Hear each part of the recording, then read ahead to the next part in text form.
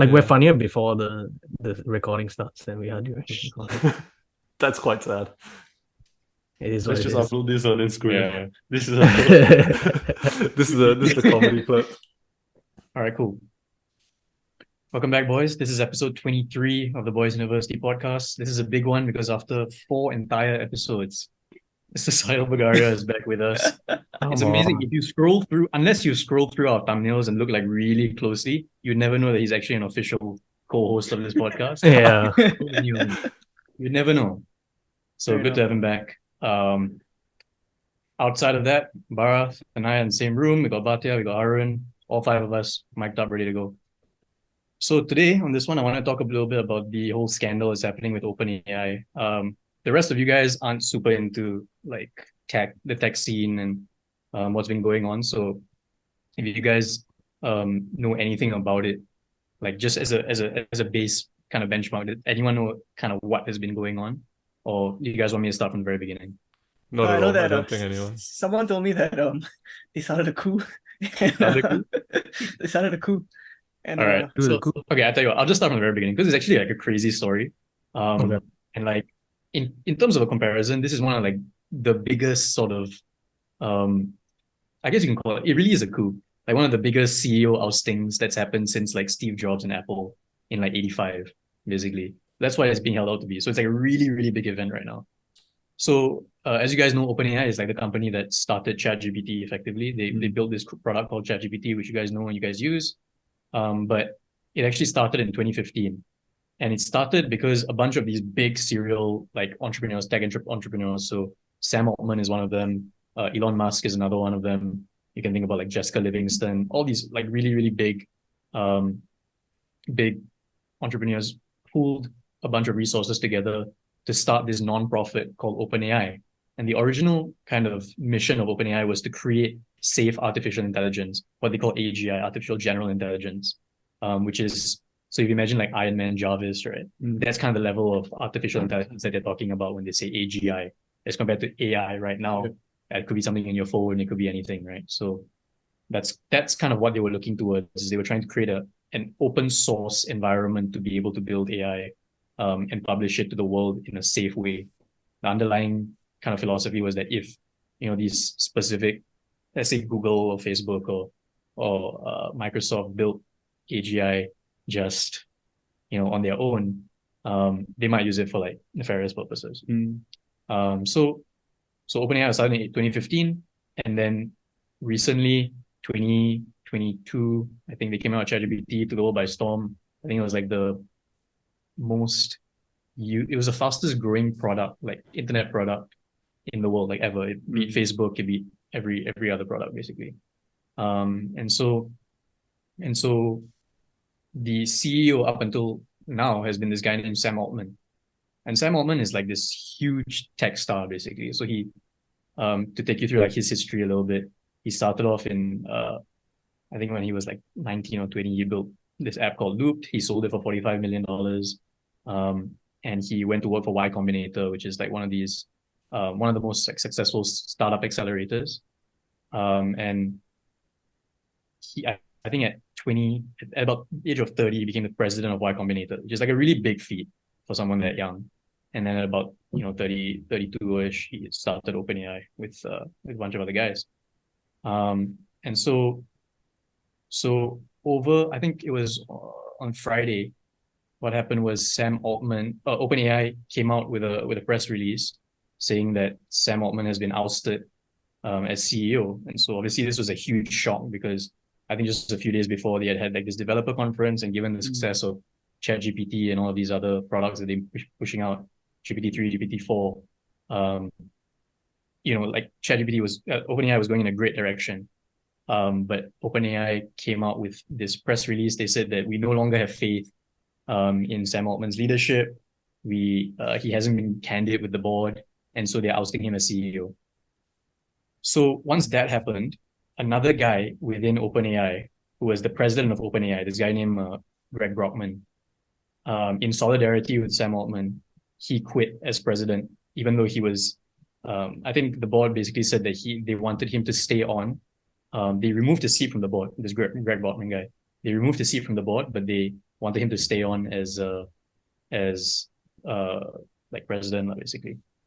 And then eventually he said that he's leaving OpenAI as well to sign with to follow Sam Altman. Yeah. So Greg Brockman said that he's gonna follow Sam Altman. He's gonna leave OpenAI. And then it gets even crazier because Microsoft, who had invested like $10 billion or something into OpenAI like a couple of years ago, effectively said, like Satya Nadella, who's the CEO of Microsoft, said that he's gonna hire Sam Altman and Greg Brockman to lead their AI division within Microsoft. So Microsoft is an investor in OpenAI, and they're also going to hire the CEO, the ex-CEO and president of OpenAI to start or to head their AI division within Microsoft. Right? And then like when you're on Twitter, all this is unfolding in like real time on Twitter, basically. Because like the legacy media is not catching up on any of this. Like you see once every day, maybe Straits Times will post something random. If you're on Twitter, like this shit was going on and it was crazy over the weekend. So then after Microsoft had made their deal, what happened was about 95% of the OpenAI employees signed an open letter to the board of directors of OpenAI saying that they would, if Sam Altman and Greg Brockman weren't reinstated in OpenAI, they would leave and join his company within Microsoft. So now the board of directors, they've hired this interim CEO, this girl named Mira Murati, who was the previous chief technology officer at OpenAI. They promoted her to interim CEO. And I might be getting the timeline a little bit mixed up, but this is roughly what happened. She ended up also joining in solidarity with Sam Altman and Greg Brockman, saying that they should come back. So then the board ousted her as interim CEO and hired this other guy named Emmett Shear, who was the previous CEO at Twitch. Oh, I've heard of his name before. Yeah, so they hired Emmett Shear as the previous CEO at Twitch. And then so Emmett Shear he's also posting on Twitter in real time, right? So he's saying, well, I've been talking to the board and it's not clear exactly what happened between them and Sam Altman. But we're investigating and trying to see, how we can make the situation right, and do right by everyone. And then, just in the past, like literally just today, Sam Altman put out a tweet in conjunction with OpenAI saying that he's now returning to OpenAI as the CEO again, and the board of directors is going to be basically they're absolving and reinstating new people in the board of directors. So the guys who were the original board of directors basically instigated a coup. Yeah. And then the whole of the OpenAI company revolted against them. And then they got ousted as board of directors of OpenAI. Yes. And the original guy, that's got to go down as an all-time fuck-up, yeah. That's got to go down all-time. The original guy who was the CEO ends up with a better job offer, but still returns to OpenAI. I mean, it's a ridiculous scenario. And the conspiracy, because until now, we still don't know why they wanted to oust Sam Altman in the first place, right? Like, there's no concrete reason. The best that we've heard of is that the board said that that Sam Altman hadn't been candid in their interactions with the board, and that they don't have faith in his leadership anymore. And so, like, the conspiracy theory that's kind of floating around Twitter is that OpenAI had discovered like the first version or early versions of AGI, and they wanted to commercialize it, and that was going against the original intention of OpenAI, which was to ensure safety around AI development. And so another thing that's interesting, which I didn't mention in the story, was so originally when OpenAI was founded, it was founded as a non-profit. So it was literally running on donations and investments as a non-profit organization. In 2019, they restructured and said that the issue that they were currently facing is, as a non-profit, they can't get enough investment to be able to run their research labs.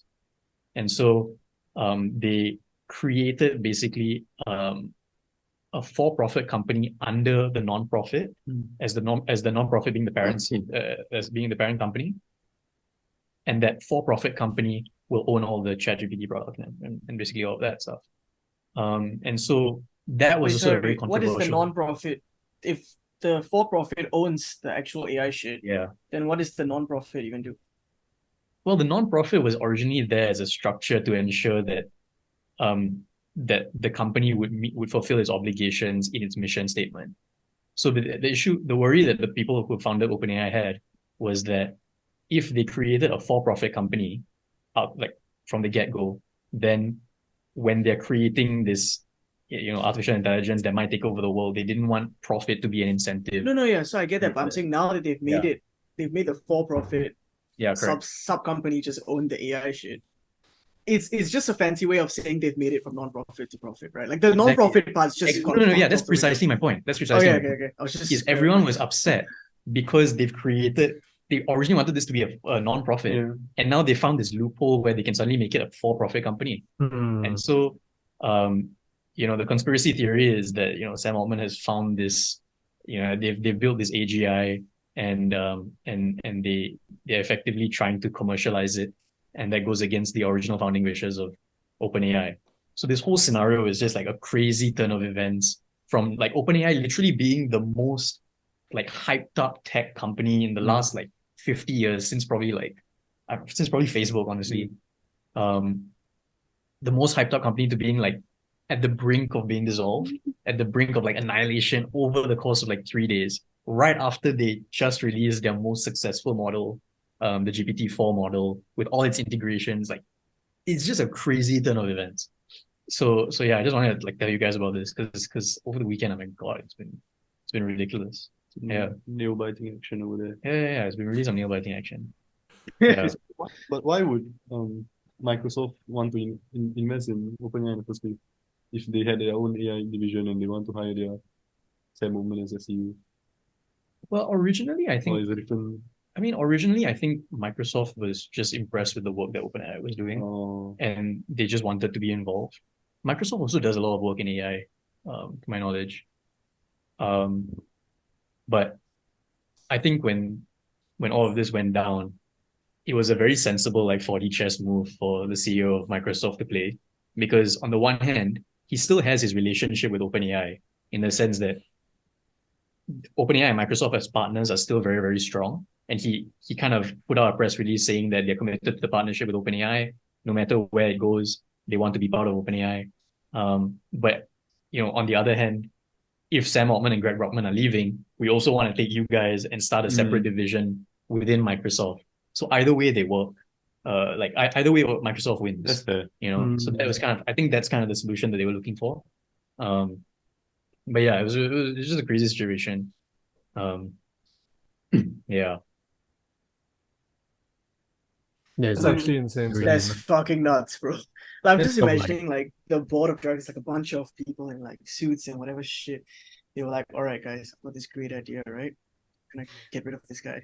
And they basically just get fired like in a week. It's so quick though, the way it moves now. Yeah. That is Yeah. so quick. Bro, that's so many fucking things happening. I thought like when you said that he got ousted as CEO, I thought that was the end of I the thought that was it. story. Yeah, Then you went once, and then you got another interim CEO, then you got another one, and then now he's back. That's fucking weird. This all happened in the course of like the 4 or whole 5 company went against the board. And it also makes you like wonder 95% like of the company. yeah, if 95% of the company backs this guy and things were going well with him in control, what the fuck like inspires you as board of directors to be like, you know what, fuck this guy. Let's But kick the him out. strange Let's thing go is that- without him. The strange thing is that the argument can be made that what the board of directors did was correct. Because if you think about Yeah. like the founding structure of OpenAI, it was to ensure the safe distribution of artificial intelligence, right? Like AGI. And so if you imagine a situation where like Altman and his team actually somehow managed to create some version of AI that the board felt was unsafe, unfit for distribution, given the fact that Altman has essentially turned OpenAI into a for-profit company, you would think that it makes sense for them to remove him as an existential threat, right?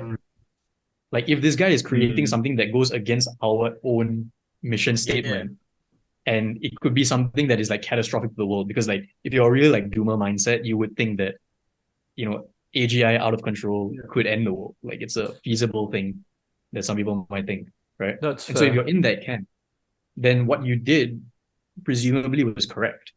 But the fact that the whole world revolted against you, or the whole world kind of turned against you and reinstated this guy. It's kind of a testament to like the failure of the system that they created, like the system of governance within OpenAI that they created, like the whole non-profit thing as a structure for a startup. It kind of doesn't really make sense.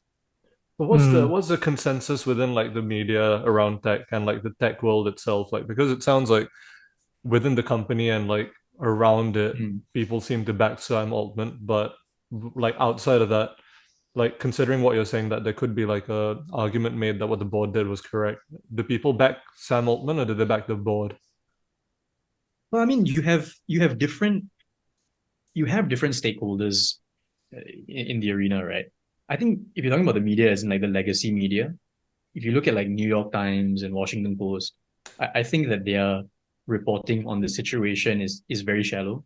Like, Okay. I haven't seen much information being put out from any of the legacy media outlets that really state the depth of what's going on. They're kind of just reporting as you normally do report, like any other company's happenings. Is that So- because it's so the been so legacy- quick that they can't keep up, or is that just because like they don't want to cover it completely? I think it is in one way so quick that they can't keep up. And then also because in a way, a lot of the information is unverifiable until like it's so difficult to verify the information unless like Microsoft or OpenAI or like maybe the people themselves are saying are putting out statements. And so Right. like the legacy media generally will want to do their due diligence before they put out a piece. But if you're on Twitter, everyone's putting out their opinions and you're keeping track of everything that's going on because the people who are talking are the people who are actually part of OpenAI, the actual employees. But yeah, I mean, other than that, you have people who are backing Sam Altman. That seems to be majority of the people within the industry. Because the guy is really, really successful. If you think about what he's achieved in such a short time, like he's only 38 years old, right? And he's built like a really, really crazy company. I mean, OpenAI now is supposed to be worth like 80, 90 billion dollars. And Sam Altman as a figure is a very, very impressive guy. But when you think about like the people who originally formed OpenAI, people like Elon Musk, okay, I don't know about the others, but specifically Elon Musk, he actually had a falling out with Sam Altman, turns out. I mean, but this we knew a while back. He had a falling out with Sam Altman when they turned from a non-profit to a for-profit. Because that again goes against the mission statement of OpenAI originally. So if you're of the mindset that like AGI is kind of a bad thing, then you might be more concerned that Altman is back in OpenAI. But if you're of the opinion that it's good, we should commercialize AGI, get it out into the public as quickly as possible, maybe it'll change the world, then you want him back. So the different stakeholders have different opinions, but it kind of just depends where you stand philosophically. What about you? What do you think? Me personally, I mean, I don't want to speak on whether or not like AGI is one of those existential threats to humanity, because that's like a really, really difficult question to answer. The problem is that if it is, then like you're probably talking like extinction level events. Like it could be that bad. It really could be that bad. Given how much of our world is, linked technologically, if you do end up with some sort of like malicious program that can build itself and can access the entire world effectively, then it could be a really bad situation. So it's not entirely unfeasible. But at the same time, I think personally, I do want to see the frontier being pushed for where artificial intelligence goes. And I don't think that a non-profit structure is something that will get us there as quickly as we need to be. So I think that it's probably the better solution to have Sam Altman back in, but they need to think of like a better checks and balances situation or system. Yeah, that's probably my point of view. I mean, but at the end of the day, we still don't. It's all conspiracy theories, right? Like, we What do still you don't mean? know what is the exact reason why. Exactly, yeah. Yeah. So We don't. it could just be like completely different, like the real reason. Yeah, it could be. Yeah. It could be. So it's still under wraps. There's a lot of cloaking dagger going on. But yeah, that was just a really interesting thing that happened over the weekend. No, yeah. So I just wanted to like mentioned this whole situation because, as you guys know, I'm pretty interested in tech, and this whole thing has just been unraveling so quickly over the past 4 or 5 days. It's really been quite an interesting situation. But I just want to throw it out to you guys as well. Like, since we're talking about AI and like the impact it has on our different fields, I think specifically for medicine, there is quite a bit in terms of what's going on with how the developments with AI, especially like the large language models, have been impacting the medicine, the medical field. So Harun, do you want to talk about that for a little bit first? Yeah, sure. So, I mean, if you think about AI as a concept, you could probably see how it could help a lot in terms of like hospitals and decreasing workload and stuff, right? Because the way we work as doctors is very much by algorithms, right? So like, let's say someone comes in for a certain condition, like they come in with a complaint, like chest pain or cough or something. And then all of us have sort of this algorithm that helps us work out eventually what our main diagnosis is and then what differentials we have and then how we're going to work up this patient, right? So obviously it's a shit ton of information. If you can think like every single complaint that anyone can come up with, we have to have a whole algorithm for that in our head. And sometimes they overlap, but a lot of the time you just have to have that algorithm in your head. And I think, correct me if I'm wrong on this, but there has been developments working towards like using AI in the initial like diagnosis stages of patients. Because realistically, because it's like very algorithm based, obviously it can't be like just a robot doing everything, because you lose a lot of like the human touch and like also like critical thinking in that situation. Because there are a lot of times where, like 70% of it points towards one diagnosis, but sometimes it's just an atypical presentation, that kind of thing. So obviously you can't go 100% in AI in this instance, but there are like some developments going towards like using AI in that initial stage, which I think is really interesting. I think could help doctors a lot, especially like I think we've talked about it before, like how sort of burnt out or how much work that the lower ranked doctors have to do in terms of talking to patients, like a lot of like menial, like clerky kind of work, right? Like just talking to patients to get notes. Like a lot of people say like clerky like, kind of... like housemans are like kind of glorified clerks, Yeah. Like we're doing a lot of like just menial work because no one else wants to do it. And like some of those work, like some things include like writing discharge summaries for patients, or writing like basically any notes, referrals to other departments, stuff like that. So that there's also been some developments in AI towards helping doctors write like referrals and like discharge summaries much quicker, because a lot of these like they fall under a template realistically. And honestly, right now, if you probably went on ChatGPT and said write a discharge summary and then give it a few details for the patient, it'd probably save you like honestly like 3-4 minutes per patient. And the amount of patients that you have to do this for is ridiculous. So I think that's also though? Sorry? Is it accurate at this stage? Yeah, I would think it could be accurate, because when it comes to discharge summaries and referrals and stuff, it's just you need a few facts which you can provide. And then everything else is just like filler, And a lot of doctors do have templates for their note writing and all that. But I think there is a way to optimize it such that it gets even faster and a lot easier for these doctors, because there's a lot of overworking at I'm surprised that's not already a thing. Yeah, because that's why I asked if it worked, because I was like, why don't you guys just use it? No, it's just not a thing created yet, I guess. Yeah, when it comes to the internet in hospitals, it's like we don't use the internet, we use the intranet, right? Yeah, like it's only within the organization. So you, like every other site is blocked, like you only have access to certain things, like certain materials and certain, like obviously for privacy matters lah. Which is why you can't just go on ChatGPT and write a discharge summary, that kind of thing. But yeah, I mean, eventually if they can find a way to make it more mainstream and find a way to put it into use in that scale, I think it'd be really good. I think we already have the capability for that. I think the main I would think so too. I think it's more about the implementation of it. I think the technology is there. Like you're saying, right? Like if you just go into ChatGPT and you tell Mm. ChatGPT a bunch of facts about a patient, you're going to come up with you're going to get a decent summary of or discharge sheet, right? As in, I think the issue with that is that because if you just speak from a general hospital discharge sheet point of view, it will give you the main facts, but then different hospitals have different guidelines, different hospital Yeah. institutions like you're saying. yeah, but you could input those guidelines, different right? guidelines. Like Sorry?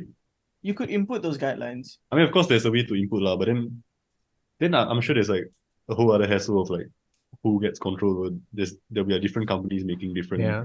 types of AI for different institutions, and then you have to Because that's exactly what happened with like everything when it comes to Yeah, hospital. yeah. Like different health groups are using different like systems, like healthcare But at the systems. end of the day, it's still a discharge sheet, right?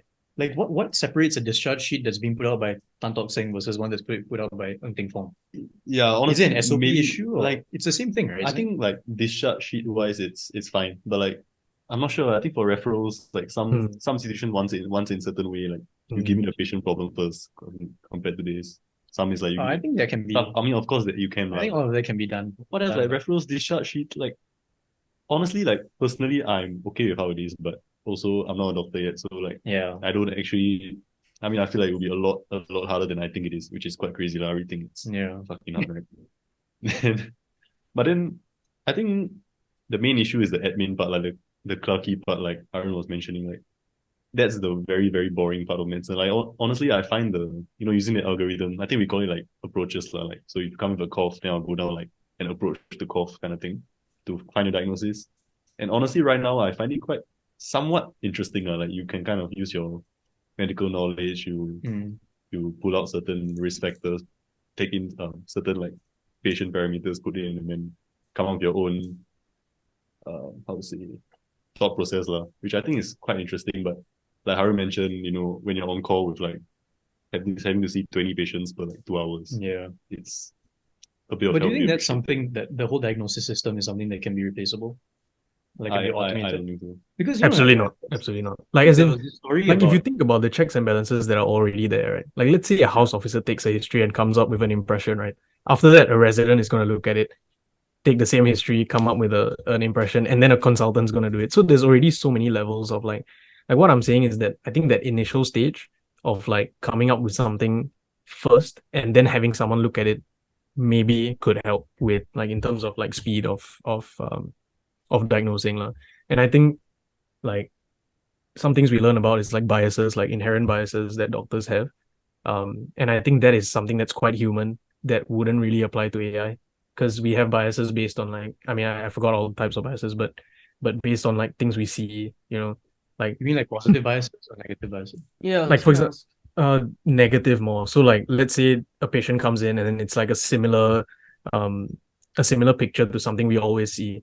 And then in our head we're like, okay, this is this diagnosis, and then we diagnose it as that without like making sure to rule out all these other things. Yeah. That could be dangerous, and that has happened in the past. And that I think is not a mistake that AI would make. So maybe not like making the diagnosis, but let's say it spits out based on the history and whatever the algorithm, it spits out these few differentials. You remember to check those instead of like fixating on your specific diagnosis. Although to be fair, like in kind of opposition to your point, I think it does depend on what the training set is for the data, like the data set that the model has been trained on to figure out what the diagnosis is. I don't know if you all watched this John Oliver segment that he did on AI. So basically he was talking about how AI hallucinates. Like a lot of these large language models, the one like that from ChatGPT and all that, they're called large language models. They have this issue where sometimes when let's say if I want to use it for like law, I can ask it to write an essay about, I don't know, misrepresentation in contract law.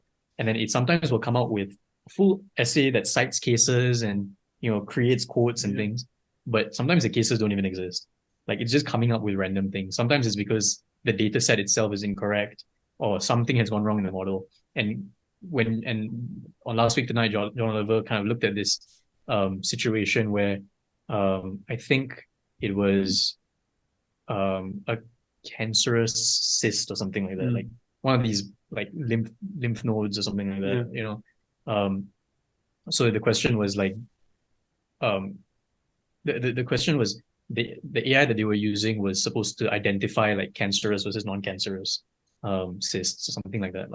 And eventually they came to eventually the AI was like diagnosing it a lot of them incorrectly, and they were looking through the data sets to figure out why that was, to like see what exactly it was that was like making the AI make those mistakes. And I think they came to the conclusion that the data set that the AI was being trained on, the model was being trained on, had a lot of images where a ruler was placed next to the cancerous I don't know what is it called, Yeah, the lymph node. the lymph node or whatever it was. So the model learned that if there's a ruler next to it, then it's cancerous, you know. So like these sorts of things do happen in a way. Yeah. So like that's kind of the equivalent of a human bias, I guess.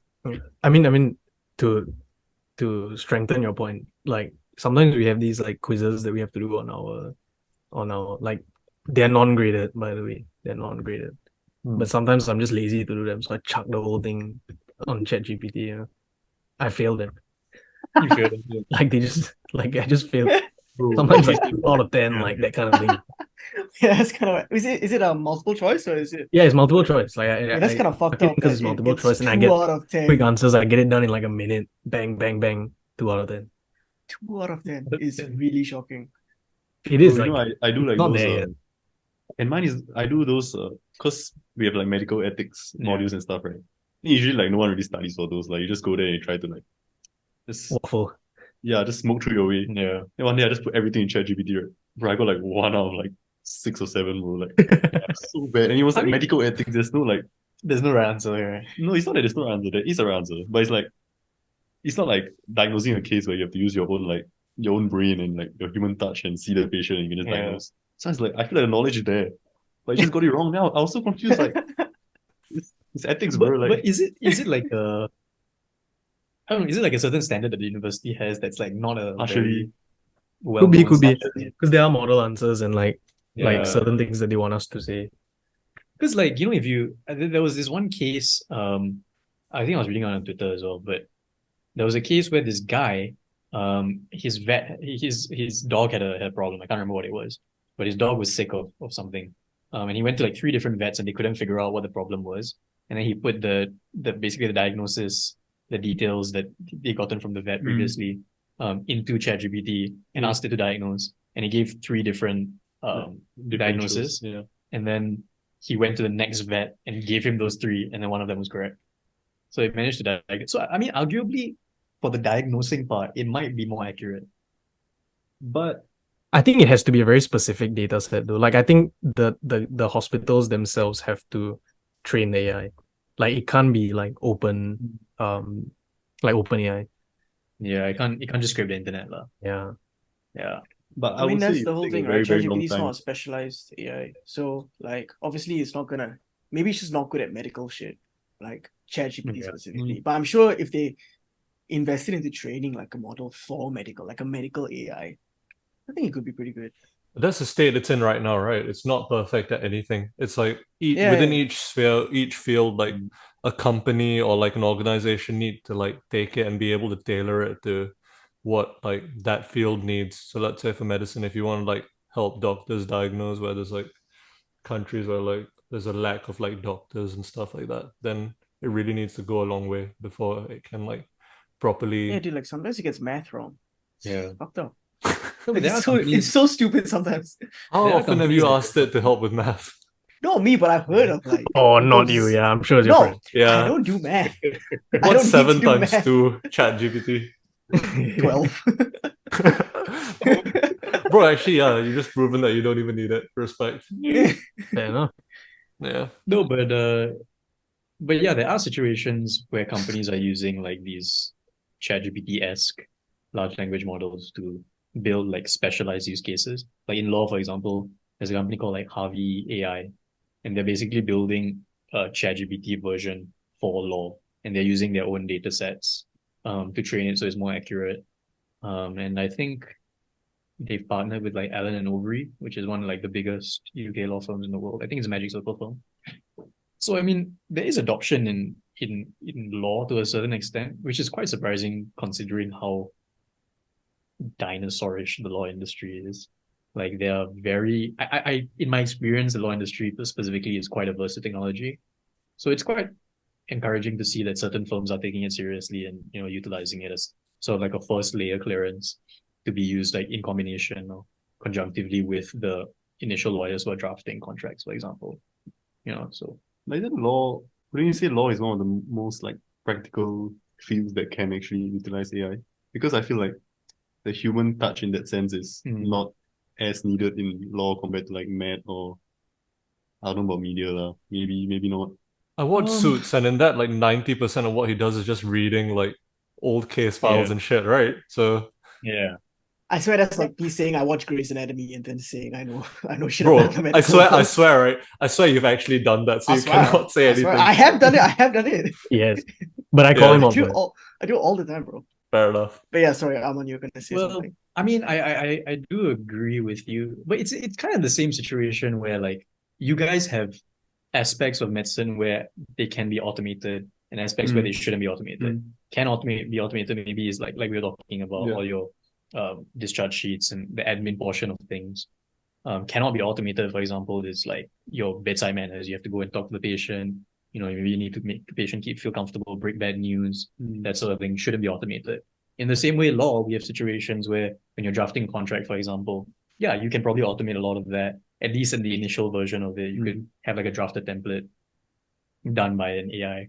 But when it comes to, for example, like negotiations between parties or arbitration, or it comes to like going and talking to a judge, because I don't think AI will get to the point where it can create law for us. Like it won't take over legislature. It won't take over the judiciary. It might take over aspects of law itself, like practitioners. But I think when it comes to like, you're not going to see the Singapore Court of Appeal like refer to an AI to be able to see where the law is going to develop. That has to be done by humans. So there are certain aspects that can be done, right? But also the state that things are in right now, as in not the state that AI is in right now, but like where it could be headed is that it doesn't help you with all of it, right? So like you have like, let's say for each field, I guess like for medicine and law, there's like the top maybe 30% and there's like the rest of the 70%, like all the generic, like everyday things that you have to do that maybe like top level lawyers or doctors aren't gonna like be concerned with. And like you can like get a lot of help with like AI being able to like do those things. And like you said, like it's kind of like more menial things and versus like the actual like sort of like human touch is required where it's actually like complicated, there's complex cases both for medicine and law. I wonder if we'll get to a point, because we kind of have this impression that like human touch is one of those things that's required in all of these areas of our profession, and AI can never replace the human touch. But we also thought about that.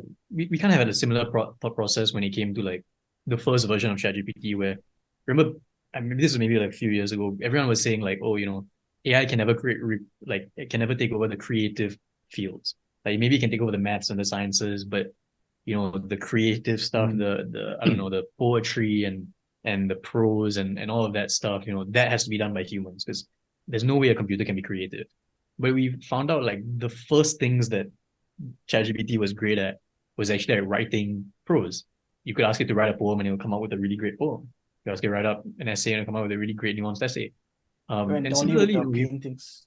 It's fucking crazy. Dolly with the paintings, bro, like with the art. Yeah, like, exactly. art we thought about that with art as well. Yeah, you're right. Right. So when DALL-E and Stable Diffusion and Midjourney came out, that surprised us as well. So we have these impressions of AI can do this, but it can never do that. And I mean, we're learning every step of the way that like those things generally are quite wrong, So it could be the case that the first things to go with this new version of AI that maybe like has better hardware or better software implementation or better compute are able to take over some of that human touch things that we think are generally like reserved for humans. So it could be that.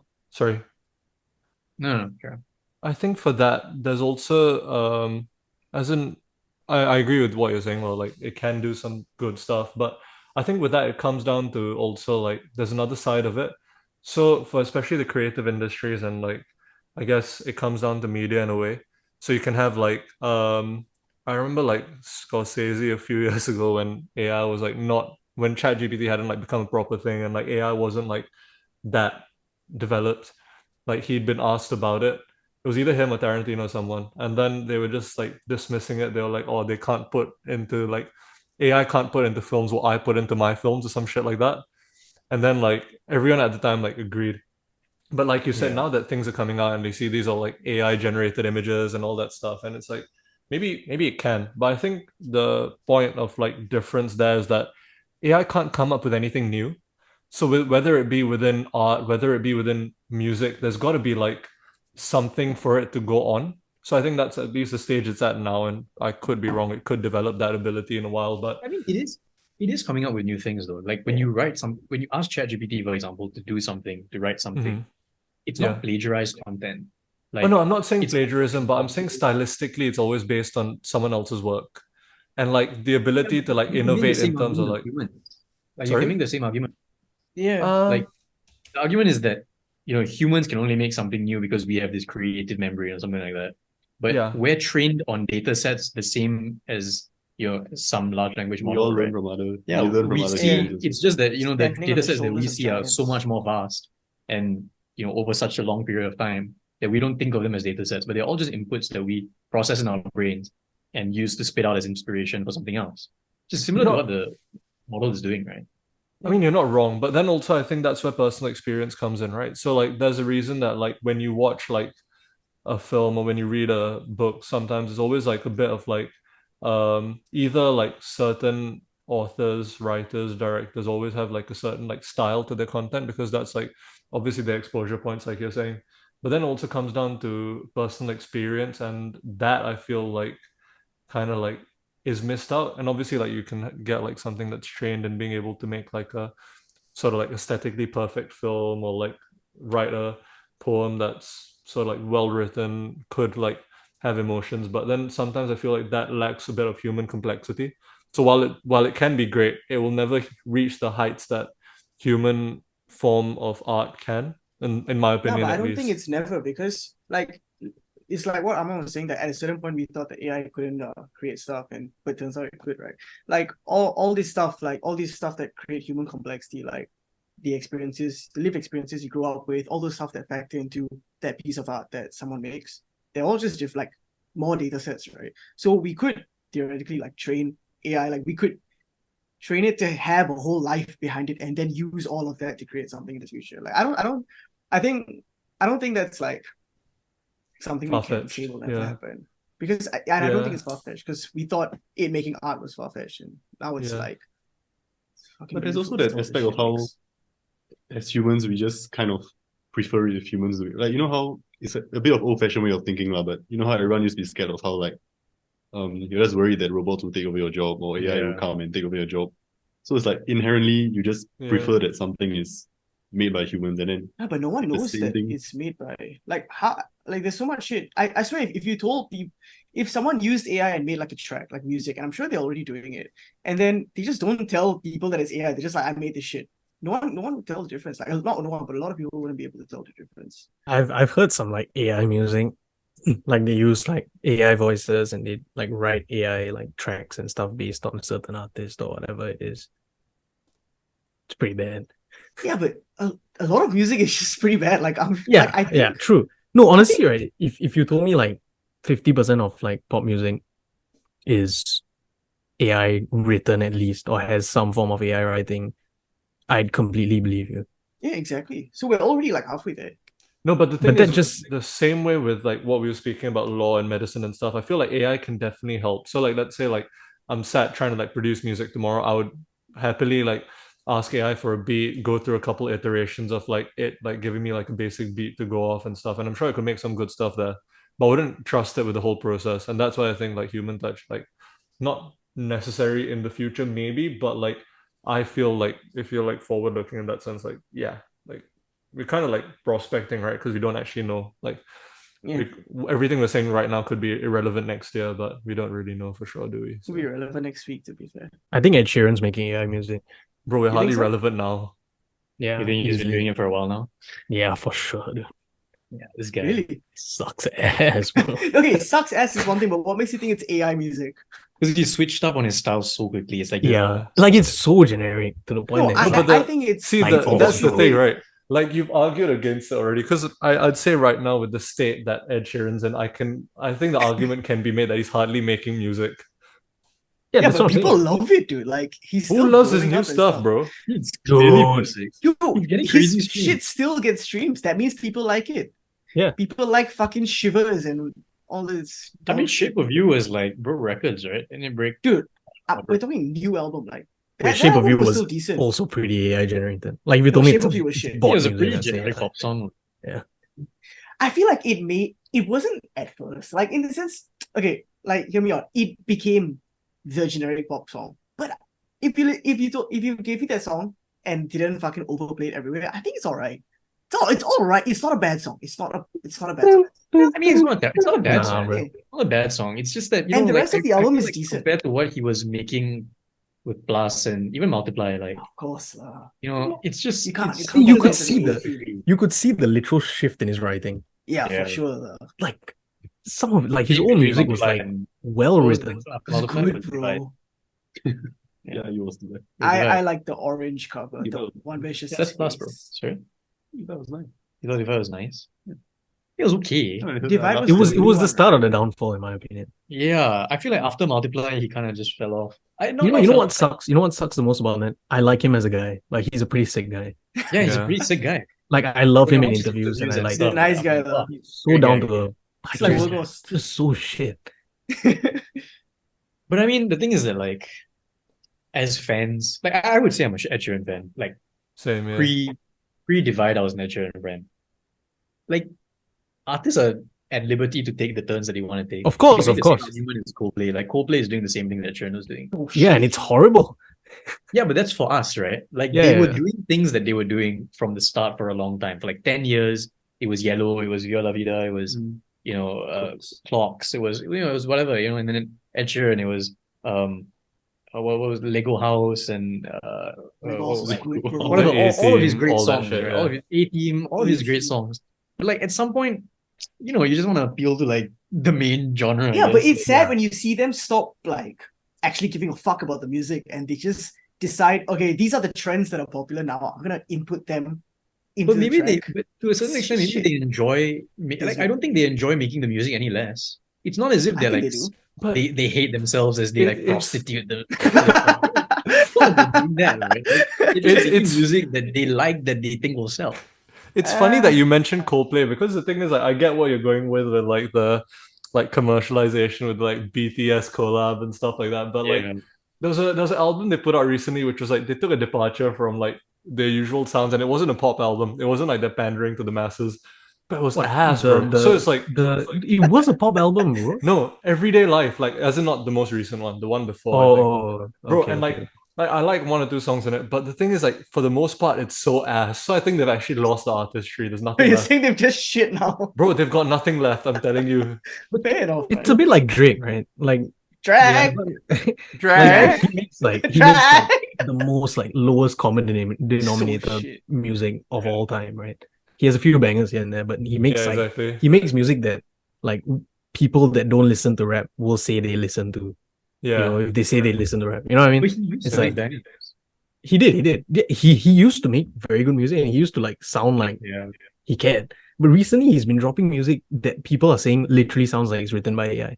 Yeah. No, but the thing And is, then and then everyone was like, "Do something different, Drake. Please do something different." And then he dropped like a dance record, and it was so bad. bro, it's Like so it was just shit. it pisses you off so much, right? Because like there'll be one song in there that's like good, or That's like banger. That's actually and good. like yeah, and then the thing is the rest of it's like dog shit. And then like it pisses you off so much. Like anyone who like knows I like rap or hip hop but doesn't know much about it, they'll assume I listen to Drake, and it pisses me off so much when they make that assumption. Because I don't listen to that shit. I don't want to be associated with them. I kind of like Drake. Like, okay, I haven't like Drake listened to too. stuff in, like, maybe a Nah, couple not the years. music though. Not the music anymore. I think he makes good music from time to time. He's just putting out so much junk that it's I like think you that gotta whole sift Passion through Fruit all this album- shit to find like one or two good songs. I'm tired. Life, bro.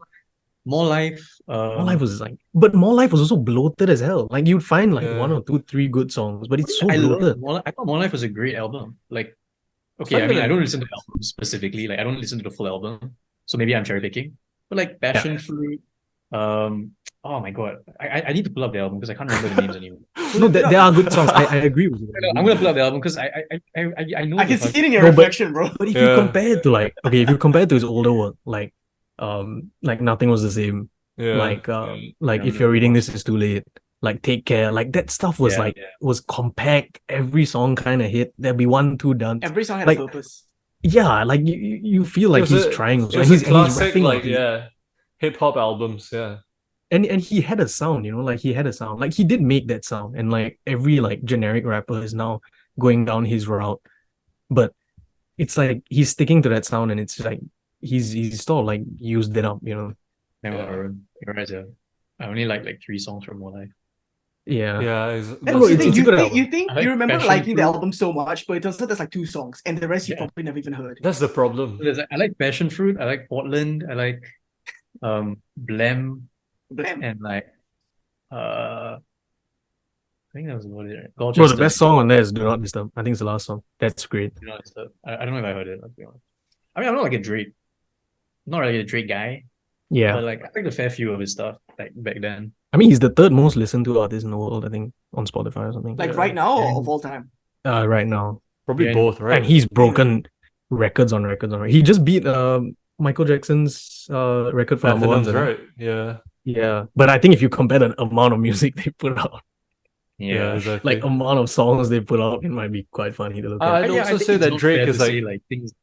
No, I think it's not fair because like nowadays I keep seeing, Taylor Swift broke Elton John's record or something for like, I can't remember whose record it was, but she Yeah. broke like some. I think it was Elton John. I can't remember who it was, but for like longest number one single running or something like that. And it's like you think about it. Yeah, she's good, but was she really that good? Was she better than any of these guys? no, but there's the other reasons problem why is, they're right, lasting like, at number 1. Yeah, so is it the case that music is just easier to make now, so that so they're able to put out more stuff, so that like that's what you're saying with Drake, right? We could have a whole conversation about I think we Yeah, should. yeah, We are yeah. we are running a podcast, right? So we may as well. it. We're stumbling on new territory at this point. Yeah. Music. No, so like I mean, is it just that's the case? Like are we just in a situation where like music is easier to make, it's easier to consume, more people are listening to music than ever before, it's more accessible, so Yeah. that's why these people are like breaking records all over the place, like 100%. you know. To- Because these guys answer are just your not better than the guys before. Like quality, like That's If you also look- that also I don't want to be. I don't no, want no. to. Some of them are. Some of them are. Some of them are. I'm saying some Like of who? these records that are Like who? like current artists that I think are better than older. I mean, it depends on what you Like consider the better. goats, like the right? old goats. Like who's in Okay, the who are category we now? comparing? No, like who's in the cat? Like I let's say genuinely Goats, think right? I genuinely think The Weeknd is on But I was track gonna to say the Weeknd was the first guy quality that came to my and head. records wise. The Weeknd is on his track to that. He kind of fell off in the last. And I'd have to say Prime Coldplay. Prime Is- Coldplay, yeah. Up there, they are legends of the game. Come on. As in, wait, what are we speaking about though? Are we speaking about like Who we um, consider the goats now? who we No, consider? as in who- you're saying when who is at that quality, right? Yeah, Of artists Or that, like, that, or that like Michael have stood the Jackson, test of time. yeah, like your ABBA, Michael Jacksons, like your those, Elton like, Johns, ABBA. yeah, think like your I- Abbas, right? I think unfortunately the thing is we're excluding people like Taylor Swift and stuff like that, right? But looking back, No, she Taylor will Swift be will the be there. goat of Yeah, this. Yeah, she's up there. She's up there. She's- Okay. She will be up there, but I just don't get it. I get Okay, that. here's the thing. Here's like, I think when it comes to music now compared to music then, I think like culty behavior, like fan base behavior, is a Yeah. lot different to what it was back then. Because back then, like maybe there were forums, maybe there were like interest groups, that kind of thing. But there wasn't Twitter, there wasn't like places for these people to congregate and like echo chamber their way into like a huge fan base, right? And like, if you think about the way music used to be consumed, it was they drop a single, you listen to it. If you liked it, you'd have to commit and buy the album. You know what I mean?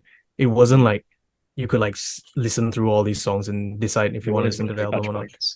Yeah, so like if like actually selling that kind of the units that they were selling was really impressive back then, and like we can get into a whole discussion about like the units and how that's translated to today's music, We but should save that for the podcast.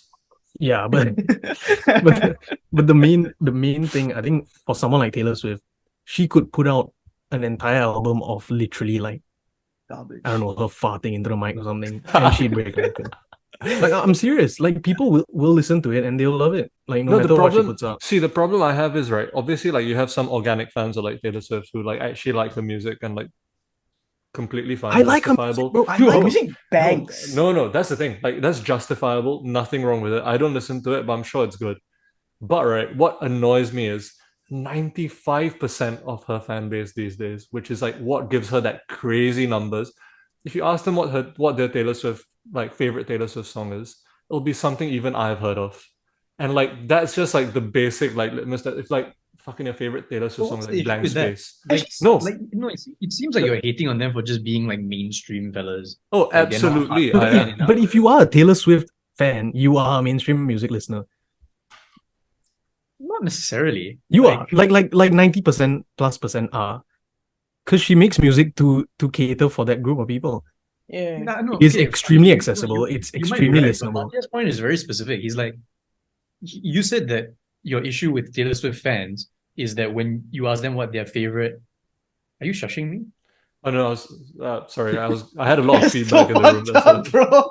No, I was saying I need a minute to respond because there's like people going through. Okay. No. So you were saying that Taylor Swift fans, if you ask them what their favorite song is, it would probably be your favorite of her songs as well. Yeah. But what's the issue with that? Yeah. Like she I has said I'm certain saying songs that I no, can't- so I'm saying everyone okay. can like. No, like you know how you're saying like as in people who you can consider the GOAT from previous generations as well. Let's say like Michael Jackson. Like very like popular, but like let's say like the average fan, like someone like me who I know some Michael Jackson songs. I'm not like a big fan of all of his music, but you don't have that vocal like fan base who are like, oh my god, Michael Jackson's the best thing in the world, like fucking best thing since sliced bread or whatever the case might be. And then the problem I'm saying with these fans now is that they're so vocal and they're so like, what's the word for it? I don't know what the word for it is. It's just like It's annoying. basically like what? It's annoying. Yeah, So, that It's like kind of in firstly, your but like face about it. also like manic. Like basically like it's become a manic Yeah. thing. Like she's like synonymous with all pop culture in the world today. And it's not because like people are fans of her music, it's because people are fans of like seeing what she's doing like in her personal life. And like Travis Kelce is like the most famous athlete in the world these days, which like good for Travis Kelce. I fucking may as well like get like fame from it. But like also like I don't know. I just feel like people take a departure from actually like liking the music to just being such like obsessive fans of the person that they mistake those two as being the same thing. Yeah, I get that. Like the idolization of her at this point is quite Yeah. fucking weird. Like it's Like, if- kind of Are there If any it's someone people that like- you guys idolize to the same level? I Like, do you don't guys think feel so. the same way about I was thinking anyone? about this recently, and I don't think I mean, like some people No, at any point in your he was life like a even. I mean, fucking now we're, god. you know, we're fucking grown men, but like when you were 14, 13, 12, you know, was there anyone that you really were like, Yes, oh, man. this guy is great, you know? Messi, I guess. Yeah, I'd say Ronaldo. younger, it's always athletes for boys, right? Yeah. Yes, so. No, but I've never been like that, you know. Like my main issue, my real main issue with Taylor Swift is that she's built her entire career on being like a victim. And like you can see that it's just her songs and all that. But I watched like I was forced to watch a documentary because of certain people who are in my life. I was forced to watch a documentary. And that shit was just like 2 hours of her crying into money and like talking about how this person hurt her and that person hurt her and oh my life sucks so much. Look at me and my life sucks.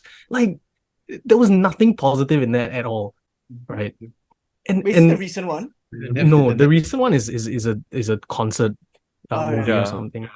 It's the one before that, and it's just so irritating. Like it's good to talk about the struggles that you've had, but you Yeah, can't yeah. base your entire personality on your life like struggling when you did not struggle more than the next man, you know, Yeah. or the next woman. Like your life isn't that difficult, and that's my main issue with her, you know. And like, and the thing is, people just can relate to her so well, especially these young teens, right? Teen gal, they love her. Yeah. So Yeah, I feel like she's kind of like a real, like, dreamlight story kind of thing. Like, just this regular girl from Middle America. but she Wants wasn't a to regular be- girl, right? I don't think she She was was, that. right? She wasn't like a- She was like a- pushed like a into child this actor. career. Like she was pushed down this path. She was always gonna do this. Oh, was she? Was she actually? Oh, Yeah, I yeah, didn't know yeah. Her family you was watched like the pushing her. documentary, Yeah, I watched the documentary. If I remember correctly, Oh yeah, true. she was pushed into this Can you life. tell Like us? it wasn't Why like don't you tell us? nah. Don't ask me to spit that out, bro. I can't No, remember just give me a exactly. roundup. Just give me a roundup.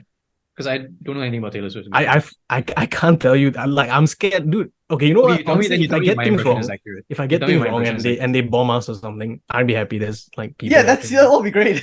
Yeah. I think Wait, what did you say? if I remember correctly, it was like she was like a pageant kind of person, you know, like her like she came peasant from like kind of a person? fairly well-to-do family. Like she wasn't like poor or anything. Oh, Um pageant. yeah, and then like her mom and or whoever was putting her in a lot of pageants, and then they were like developing her singing from there. So it was like it's not like she stumbled upon this career, and it's not like she's like worked her ass off and she was homeless, like working for that dream. You Okay, know? la, Yeah, I I don't guess think so. I don't think You know you who can say was? that You know who people was? who are Ed not Sheeran. home. The Weeknd Ed also was Sheeran kinda homeless. had Dude, that Ed story. Sheeran came from the fucking came from nowhere. He was busking on the Okay, I streets. think He did come I back. love him. for now He we're going literally too come far, la. We can't say that like anyone who's not homeless has not worked hard for what they have. Like, No. see, the thing Harvard's is, point is just she personally, victimizes personally, herself too much. yeah, no, personally, I'm not a huge Yeah. Taylor Swift fan, but the fact that she's not homeless does not lead me to believe that she didn't work hard for what she has. In that case, I mean, none of us have worked out then. Yeah, Bro, The Weeknd like, was so homeless much- too, though. The shit. Weeknd was homeless. He was homeless. I'm sure Michael Jackson and all would have been homeless at some point, la. That's part of the Wait, struggle. what makes you say that? Michael Jackson was in the Jackson 5, bro. Yeah, Yeah, dude, he he was was never- so No, but rich. before they were the Jackson 5, I'm sure they were all He was homeless like, because dude, that's seven. part of the He come was up. 7. I'd argue Michael Jackson is an industry plant. Yeah. He definitely is. He definitely is. Very sure. Okay, like, Bro, he was raised in the Jackson 5. Like, as soon as he was out of the womb, he was on the music video. Yeah, true. Alright. So is Alright. this segment just called like reasons we don't like Taylor Swift? Please put it as that. Bro, There's actually a decent chance of getting clicks. I low-key cannot say. Why? Yeah, Why? some of my friends are like, and the examples I gave, like Put what? reasons we don't like Taylor Swift. No, there's nothing wrong with that, dude. Dude, we'd actually get. I We'd like actually Taylor get Swift. clicks. I actually And I also No, like Taylor the funny Swift. thing is we I all don't like have Taylor issues with Swift. We Yeah, all I don't like have issues Taylor with Taylor Swift. Yeah, bro, like she has dropped bangers. Like I can't lie. But Speak she's now. also dropped clangers. Yeah. Yeah, it's drop I'm not All like bangers, a, they are clangers. I'm not like a album listener, but like like main songs, like if I'm by myself, guilty pleasures, No. like bro, I'm Quick cranking question. Taylor Swift. Favorite Taylor Swift song? Mine is Back to December. Easily. Mine is Out of the Woods. Oh, wait. That's a good song. That's a good song. What's yours, Ari? Shake it Bro. off, friend. No, mine You is say Shake It Off, bro, I'll mine fucking is kill you. mine is one of those like old like cringe ones. I can't remember what it's called. Say it. No, I Speak can't now. remember what it's called. It's like the Speak now, bitch. Wait, fuck, I'm trying to think. Okay, wait. Bro, I'm gonna put this in the podcast just so we can No, make we clear that have to. We don't- have to. we Yeah, don't hate yeah, we Taylor don't. Swift. What's the famous one? Wait, let me go on Spotify. They're all famous ones. Oh, bro's just looking for the safest answer. Yeah. No. What's No, no, name Wild name He like her Looks, Wild most He Looks. popular ones? No, so I was gonna say Love this. Story. I No, remember you were I saying like that, Love Story, but it's not that. It's not style saying either. Too Well. Cruel Summer. It's from Hey, All He 1989. Thinks. Oh. Maybe it was 1989. Like there's a song 1989, right? I don't think so. On it. Blank No. Space. No. Space. But 1989 was not Welcome the to New albums, York. It's the so Welcome to New York is a Harry Styles song. No, it's Welcome to New York. It's Ever Since New York. Ever Since New York, thank you. Sorry, that's Oh, my is that the bad. name of the song? Yeah. No, the one that Harry Styles on. No, I'm okay, still okay. trying to think. So, tell me Okay, something. While He Thinks. I'm Red? gonna say, fuck. I just want to say my thing. Bro, Yeah, honestly, wait, hold on. Aman. What's my favorite Yeah. Taylor Swift song? Yeah. Favorite? Because we do I like like it. I like Back to December. I'm a Back to December. Back to December. Yes. I like Back to December. Fucking good. Oh, I like Wildest Dreams, but it's hella cringe. So like, Wildest Dreams is not Really, bad. I don't like that It's a good song. song. bro, a it's good song. it's a banger. I love Wildest Dreams. It's a good song. Yeah, I'm gonna 1989. search a song. It's for me. Is It's it the between same- 1989 and Red for her best album. Is Wait, it the she's same not on album Vine? as She's on Vine. Cruel Summer? Cruel Summer was Lover. I hate that album, but I like Cruel Summer. I love Cruel Summer. Okay, now that we've established that all of us like Taylor Swift, I'm gonna cut us No, out but I here. also dislike her. Though. Actually, I'm okay Okay. with her. I'm not like I wouldn't say I'm a fan. I like I some of to her say I songs. dislike her fan base. I dislike her fan base. I have a few friends who Some are of fans them, of some hers. of the Other fan than base, them, I yeah. dislike her fan base. My sisters, I mean, you've got a spectrum of the fan base. You've got, like, we are talking about the, shut the fuck up. Yeah. We are talking about a certain demographic. Like, obviously, there are fucking normal fans who fucking love her, but they're normal. Like, my sisters and shit, they're fairly normal people. Your sister's normal. Okay, not my Put her in sister. the My podcast. sister. She is. She is. Like with the She cousins, is. with the Very cousins. in the podcast. Like, She is. yeah, She that was is. fucked up. No, bro, man. this is I don't stand for that going in the pod. disrespect. I don't stand for that. It's fine. She's never listening to this shit, but I don't stand for that, man. Oh, I listen to her podcast. Bro, if No. we you know what I'm gonna do? I'm gonna clip this, and this is going up. This is going up. No, and then you tag her, bro. You tag her. I'll send Okay, it. okay. Anyway, I'm saying like they are like huge fans of her who are like, you know how we Yeah. are huge fans of certain artists, but it's not such a crazy extent. Like we don't idolize. I'm actually not, sir. them. I'm like not fan. I'm not really a fan of any artist. Okay, I was gonna ask. Music there is any- not your big thing. Like you're not that. Not into anymore, lah. Not anymore. Okay, wait. But I is there any think artists you guys would right now, travel I to think go? your favorite artist is Linkin Park. As we speak. No, honestly, I really love Linkin Park. Yeah, I know. The thing is, I listened to them for so long when I was a kid. I just took a break for like 6 years. It hits. It hits. Good, like- And the thing is, Yeah, the I mean- nostalgia factor is there as well. So it's The good. nostalgia music factor is such a big with the deal. nostalgia factor. But if you listen to it so much now, does the nostalgia get lost? No, because it's just great songs. No, And you're okay. creating new memories, bro.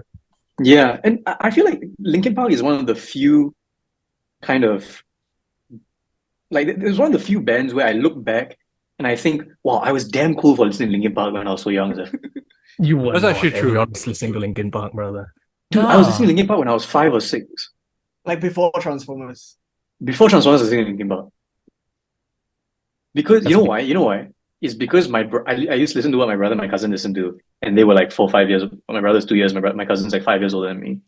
So I would just listen to like their music, and they were listening to this stuff. So I was listening to Linkin Park like really early, and it's like, and I used to listen to like a lot of music when I was like 7 or 8. That's kind of the range that I really started listening to music. And a lot of the music that I look back on now, even past that age, even until like 13, 14, 15, I listen back to those artists and I'm like, these are okay. Like Fallout Boy. whatever. Dude, the Fallout Boy was a big one for me. No, Fall Fall Out was so Boy. good, dude. I love them. Like re-listening to their music, I was like, what the? Yeah, like Fall Out Boy, like I don't know, like Click 5, like Logic. All American Rejects. Logic was a bit That's late. for me, lah. That's for me. Yeah. Logic. He's That's kind of a different era. lah. yeah, fair enough. Logic. No, I'm saying I used to But it's listen so much, but he's kind of ass.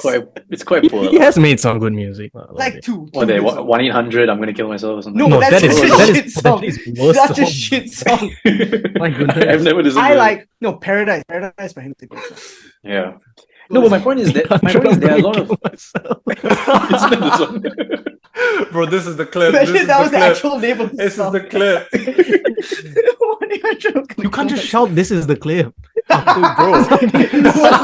You're ruining the What's clip. the fucking clip? No, I You're remember. ruining You should the put like a clip. signal like that so that you know exactly where to go.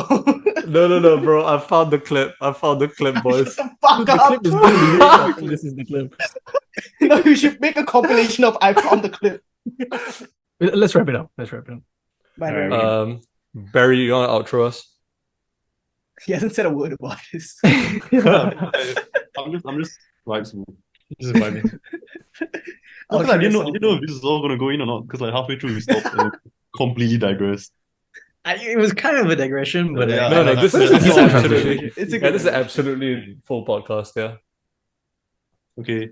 Yeah, so on that note, thank you for listening to episode number 23. episode Wait, that's 23 the of most our abrupt podcast. end. It was a bit of a random one today, I would say. Yeah, but I think it was quite fun. Yeah. Okay, guys. See you all later.